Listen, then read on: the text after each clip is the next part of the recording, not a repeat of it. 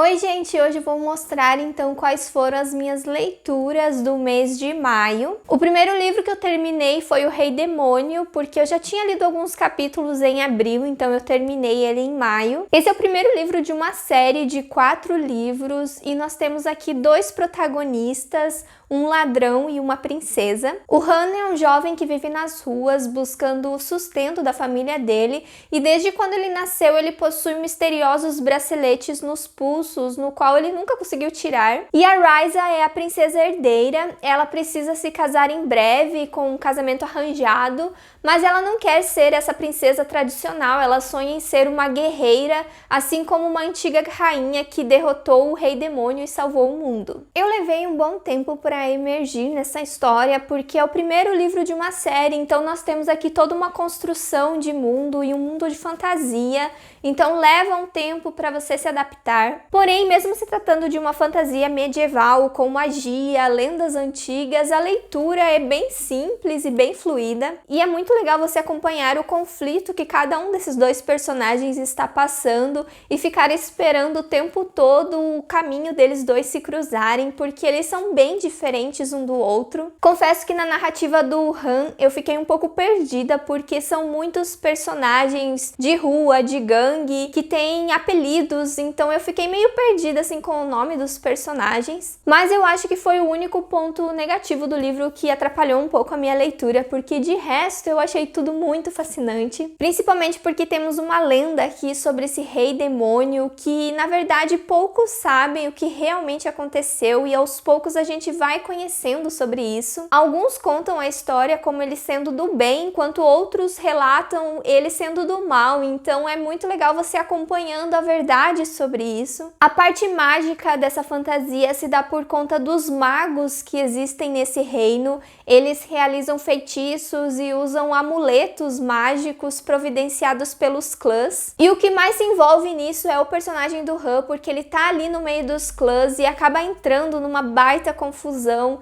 que vai deixar ele em grande perigo, então tem muitas cenas de ação envolvendo esse personagem. E a princesa Ryza eu achei uma personagem muito encantadora, ela é aquela princesa que quer fazer a diferença, então ela é bem determinada. E os capítulos que envolvem ela são os que falam mais da parte política, quando ela vai descobrindo o que realmente está acontecendo com o seu reino. E o mais interessante é que a mãe dela é a rainha, a coroa vai passando entre as mulheres da família, e enquanto o pai dela faz parte dos clãs, então a Ryza conhece esses 2 lados, tanto a vida na corte quanto a cultura dos clãs. E nesse primeiro livro nós temos uma história que vai sendo desenvolvida aos poucos os personagens vão se destacando também, para quando chegar no final a gente entender aonde a história vai seguir agora para os próximos livros. Então eu achei isso ótimo para um primeiro livro de série, estou bastante empolgada para ler os próximos. Depois eu terminei Reino de Cinzas, que é o último livro da série Trono de Vidro da Sarah J. Maas, e eu tô muito feliz em concluí-la, porque foi épico, atendeu todas as minhas expectativas, eu adorei e aprovei o final da série. Estão vendo essa quantidade de páginas? Eu digo para vocês que cada uma delas foi muito bem aproveitada, não teve nenhuma parte desnecessária. A autora focou nesse livro em dar um desfecho digno para cada um dos personagens e temos muitos personagens aqui. Então, na minha opinião, um grande destaque desse livro são o desenvolvimento desses personagens e ao mesmo tempo eu estou triste em me despedir desses personagens que eu acompanhei por tanto tempo. Trono de Vidro é uma série que me fez gostar muito de fantasia YA, que hoje em dia é um dos gêneros literários que eu mais leio. Eu amei demais esse livro, então se você quiser saber mais como que foi a minha leitura, tem resenha dele aqui no canal, o vídeo vai estar nos cards. Eu li também 1000 Beijos de Garoto. Nesse livro nós temos 2 personagens que se conhecem desde os 5 anos de idade. O Rooney mudou com a sua família da Noruega para a América e logo no primeiro dia de mudança ele já conhece a Poppy e eles viram melhores amigos. E a Poppy perdeu a sua avó quando ela tinha 8 anos e antes da avó falecer ela deixa para Poppy um jarro parecido com esse da capa, cheio de bilhetinhos onde a Poppy vai escrever todos os beijos de garoto que ela vai receber na vida dela. Mas tem que ser aqueles beijos mais especiais, aqueles que fazem o coração dela quase explodir, porque as melhores lembranças da avó dela são dos beijos que ela recebeu do avô da Poppy. Então ela faz a Poppy colecionar 1000 beijos de garoto. E pelo começo do livro, gente, parecia ser uma história muito fofinha, mas de repente acontece um plot twist aqui que a história fica totalmente diferente. E eu adorei ter sido surpreendida com isso, eu acho que foi o que mais me deixou presa na leitura. Outra coisa que eu gostei bastante são os diálogos do livro. A Poppy e Rooney têm conversas extensas que levam páginas e páginas. E ao invés disso ser cansativo, tem alguma mágica ali na escrita da autora que deixa tudo muito interessante, levando esse contexto do romance do livro. Esse daqui é um romance bem dramático, então se prepare para grandes dramas. Também é um romance bem meloso, onde os personagens estão apaixonados ao extremo. Porém, tem um ponto no livro que envolve aquela reviravolta que faz com que o livro não seja tão diferente de outros livros que eu já li. Então, isso faz com que o final do livro seja bem previsível. Mas o lance desse livro é a emoção que vai tomando conta quando vai chegando ao final do livro, porque apesar de você já saber o que vai acontecer, apesar de você já estar preparado para isso, o livro ainda vai te tocar muito no final da leitura. É um livro para chorar litros, mas eu ouvi muitas pessoas falando que se emocionaram bastante com o epílogo do livro. E eu digo pra vocês que eu não gostei desse epílogo. Por mim, eu cancelaria ele.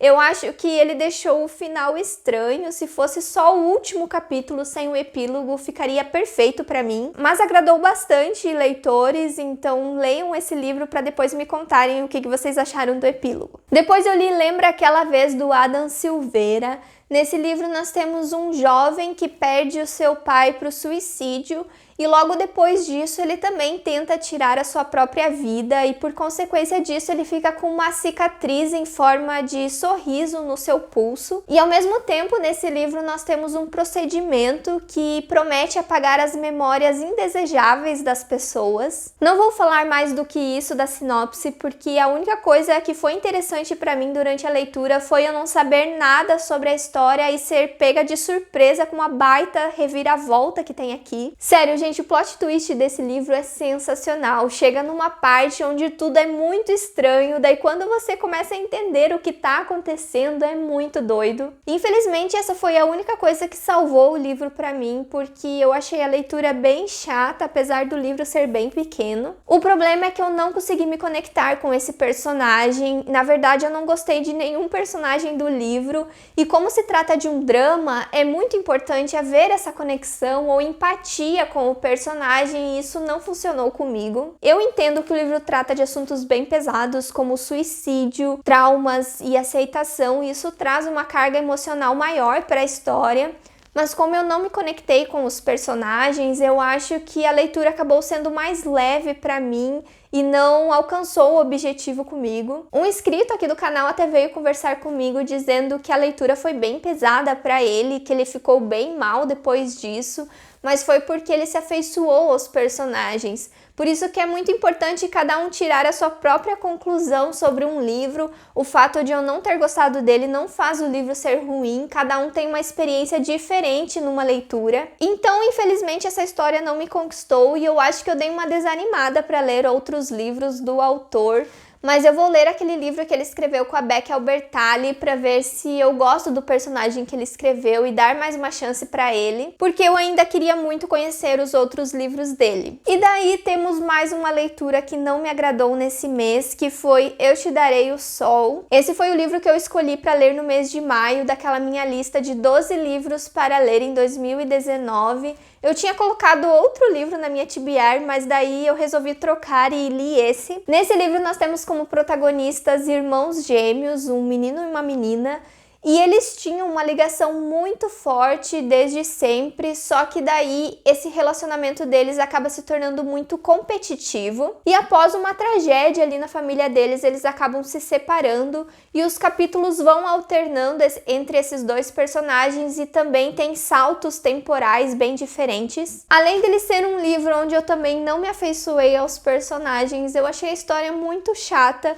porque os capítulos são longos e acontecem muitas coisas insignificantes que eu acho que poderia ter sido reduzida na história e deixado ela mais objetiva. E a história mostra o quanto o ciúme e a inveja faz mal para esses dois irmãos, e eu acho que isso só fez eu odiar muito eles durante a leitura. Eu não consegui compreender eles e eu não estava entendendo aonde essa história ia parar, parecia que ela não ia para lugar nenhum e eu ia abandonar o livro. Só que daí eu vi alguns comentários dizendo que o final dele era bem surpreendente, então eu continuei a leitura por curiosidade, mas daí chega no final e eu fiquei pensando, sério que era isso que era pra deixar o livro bom? A revelação que tem no final, não achei assim nada demais. Eu acho que foi muita enrolação pra ter chegado naquilo. Outra coisa chata também são as mudanças temporais, porque elas foram escritas de uma forma pra se complementarem. Enquanto um personagem narra o presente, outro narra o passado para mostrar como que chegaram naquele presente, mas parece que não funcionou, pelo menos comigo, porque quando mudava a narrativa, eu ficava totalmente perdida tentando lembrar aonde a história tinha parado e da onde que ela estava dando continuidade. Então você tinha que ficar se adaptando o tempo todo na história e isso deixava a leitura muito lenta e muito cansativa. Então, infelizmente, eu não consegui aproveitar nada desse livro, eu achei a leitura bem chata mesmo. Depois eu concluí o Mistério dos Sete Relógios, da Agatha Christie. Nesse livro nós temos um grupo de jovens que estão hospedados em uma mansão. E nesse grupo tem um cara que sempre acorda atrasado para o café da manhã, e daí o pessoal resolve fazer uma brincadeirinha com ele e comprarem despertadores para acordar ele na hora. Eles compram 8 relógios e planejam colocar no quarto dele para despertarem todos ao mesmo tempo na manhã seguinte. Porém, não acontece como planejado, os despertadores tocam insuportavelmente e o homem não acorda. E daí eles descobrem que ele estava morto por overdose de remédios. E o mais estranho é que os relógios estão colocados no quarto de uma forma totalmente diferente de como eles deixaram, e só tem 7 relógios, o 8º relógio foi jogado pela janela. Ele também escreveu uma carta bem misteriosa antes de morrer, então todo esse quadro se torna a grande investigação do livro. E nesse livro nós temos os próprios personagens como detetives da história, eles que vão atrás de investigar o que aconteceu. O mais legal do livro é que ele envolve uma sociedade secreta, ela acaba sendo a principal suspeita do assassinato. Porém, foi um livro que demorou bastante para eu me adaptar no começo da história, porque nós temos muitos personagens e às vezes chamavam os personagens pelo primeiro nome, depois chamavam pelo sobrenome, e eu fiquei bem perdida no começo do livro. Levou um tempo maior para a história se tornar intrigante para mim, e as conspirações e perigos que acabam tendo aqui pro final do livro acabou deixando a leitura mais eletrizante. E o final acabou sendo bem surpreendente, ele tem uma reviravolta bem difícil de ser decifrada, e eu acho que ele é um dos livros mais interessantes da Agatha Christie, porém por causa daquele começo meio confuso, ele acabou não sendo um dos meus livros favoritos dela, mas ele foi bem diferente dos outros que eu já li. Eu também li A Guardiã dos Vazios, da Victoria Schwab. Esse livro é a continuação da Guardiã de Histórias. Então aqui nós temos uma protagonista que ainda está sofrendo as consequências do que aconteceu no primeiro livro. Isso se estende bastante no começo da leitura, então o livro tem um início mais lento. O que aconteceu ainda assombra muito ela tem muitos pesadelos, e quando isso continua à luz do dia, ela percebe que alguma coisa está errada. Então o livro acaba sendo bem misterioso, com muito suspense. Além disso, o que ela está passando, também acontecem desaparecimentos estranhos na cidade que apontam ela como a culpada. Então a personagem embarca aqui numa missão dupla de entender o que está acontecendo com ela e também de ir atrás de quem está por trás desses desaparecimentos. Eu gostei bastante do final do livro. Como eu contei para vocês, o começo é mais lento, mas conforme a ação vai surgindo na história e as coisas vão sendo reveladas, a leitura fica mais enérgica. A personagem está muito corajosa nesse livro também, as atitudes dela impressionam bastante, são bem determinadas, e tem o personagem do Wesley, que acabou me conquistando bastante nesse segundo livro. Porém, eu senti que o papel dela como guardiã de histórias perdeu um pouco do foco nesse segundo livro quando comparado ao primeiro. Então, por consequência disso, eu acho que a duologia acabou se tornando mediana pra mim. Mas mesmo assim, eu gosto bastante dos livros, eu gosto muito da ideia de termos fantasmas com nossas memórias andando por aí. E apesar da história ser fechada, ainda tem muitas coisas que nós leitores ainda ficamos muito curiosos para saber mais sobre esse mundo dos guardiões de histórias. Então eu acho que essa duologia vai ter um terceiro livro, eu queria muito. E por fim eu li A Fada, Mamãe e Eu, da Sophie Kinsella. Esse daqui é o primeiro livro infantil da autora, e além dele ter esse formato fofinho, com ilustrações lindas, ele tem uma história bem divertida. Temos uma garotinha chamada Ella, onde a sua mãe secretamente é uma fada, e todas as mulheres da família dela são fadas também, a avó dela, a tia dela, e futuramente a Ella também vai ser uma fada. Porém, a mãe da Ella não é uma fada muito habilidosa, ela tem muita dificuldade em realizar feitiços. E isso traz cenas bem engraçadas para a história, as crianças vão se divertir muito com as trapalhadas dessa personagem. O livro tem uma mensagem bem simples e é muito legal para você ler para as crianças ou dar de presente para uma. E a autora não perde o humor aqui, que é uma das características que eu mais gosto nos livros dela. Então, um livro infantil da Sophie não podia ser menos que engraçado, né? E é isso, gente. Essas foram as minhas leituras do mês de maio. Comente nos comentários se você já leu algum desses livros também ou ficou com vontade de ler algum. Não se esqueçam de curtir o vídeo. Se você for comprar algum desses livros, aproveite para comprar com os links do canal que eu deixo na caixa de descrição. Se você é novo por aqui, se inscreva no canal também e eu vejo vocês no próximo vídeo. Tchau!